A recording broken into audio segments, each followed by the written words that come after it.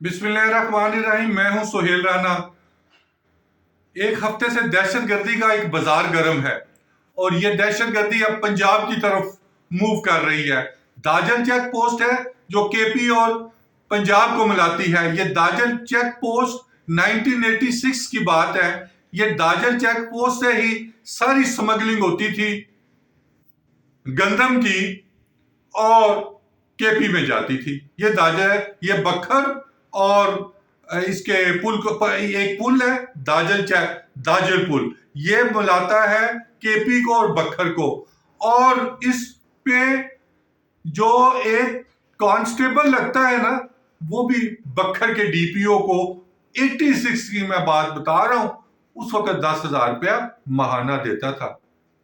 जब एक federal secretary की तनख्वाह 10,000 रुपया नहीं होती थी, 5-6 हजार ही होगी 86 की। तो आज उसी दाजल चेक पोस्ट पर हमले से 4 बखर के पुलिस वाले शहीद हुए हैं। तो हमारे मुल्क में टेररिज्म खत्म इसलिए नहीं हो सकती कि इस मुल्क की सबसे जो प्रीमियम करप्ट ऑर्गेनाइजेशन है वो पुलिस है। ये अभी भी बाज नहीं आते, अफगानियों को प्रोटेक्ट करते हैं। तो फोर्सेस तो किधर किधर जाके किधर किधर जाए और कहां कहां पे ड्यूटियां दे। ये आप जाए फैजाबाद, नाका कुछ चेक नहीं करते, सिवाय पैसे लो और जान छोड़ो।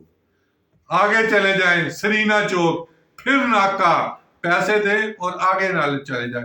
फिर आ जाए फॉरेन ऑफिस, नाका पैसे दे और चले जाए। आप छोड़े कैबिनेट डिवीजन में बैठे हुए हैं लोग, और वहां पे खुदा ना खास्ता वेरी सॉफ्ट टारगेट ये बातें करते हैं। इधर से बंद कर दो, नादरा चौक बंद कर दो, फिर आप आ जाए डी चौक बंद कर दो, फिर मैरियट चौक बंद कर दो, फिर सरीना चौक बंद करो, तो एक जगह से ट्रैफिक जाए। और फिर जिधर जब भी ट्रैफिक को ये रोकते हैं, 200 गाड़ियां खड़ी होती हैं और कहते हैं ना, काम के ना काज के, दुश्मन अनाज के। सॉफ्ट टारगेट है। उधर से कोई बम ब्लास्ट हो तो 200 गाड़ियां गई।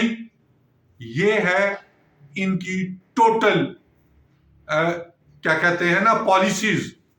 ओ भाई, आप ट्रैक वो सेंसर लगे होते हैं, गाड़ी गुजर जाती है, सारी दुनिया में ये चल रहा है। कैमरे हैं जी, ये कर लिया है, वो कर लिया है, वो क्या कहते हैं, आईजी साहब बूटों में डाल के फौजियों की तरह। और भाई, तुम कोई मैदाने उस जंग में जा रहे हो, तुम तालिबान के साथ लड़ने जा रहे हो। इस्लामाबाद सबसे इजीएस्ट टारगेट है, बाकी दो शहरों को तो आप छोड़ दें। ये मैं इससे ज्यादा इसलिए कुछ नहीं कहना चाहता कि टेररिस्ट भी वीलॉग देखते हैं। अभी भी वक्त मौजूद है, अभी भी टाइम है कि पुलिस वाले को एक दफा इबरत का निशान बनाएं कि जो ये अफगानियों को सपोर्ट करते हैं, तो सारे हालात ठीक हो जाएंगे। वरना आप 10 जंगें जीत लें, हजारों फौजी शहीद करा लें, इस पुलिस वालों की मौजूदगी में आप कुछ नहीं कर सकते। और यहां पे टारगेट ओरिएंटेड काम होने चाहिए, और इनको भी कॉन्ट्रैक्ट पे रखें 6-6 महीने, 3-3 महीनों के लिए। ये इस काबिल नहीं है कि इनको हुकूमत पाकिस्तान अपना दमाद बनाए।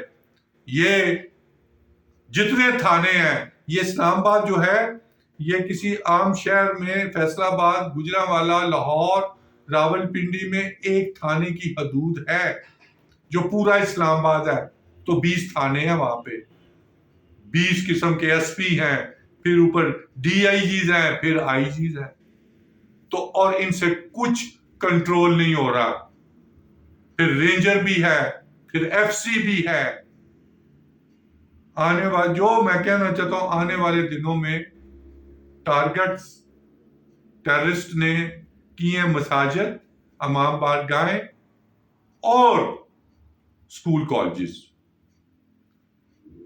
अब कहां पे जो फौज का सिर्फ काम होता है सरहदों का दिफा करना, जो शहरों का दफा करना है या अंदरूनी मुल्क का दफा करना है, वो पुलिस का काम है। और पाकिस्तान की चारों सूबों की पुलिस करप्ट तरीन, और इस्लामाबाद की पुलिस 100% करप्ट है।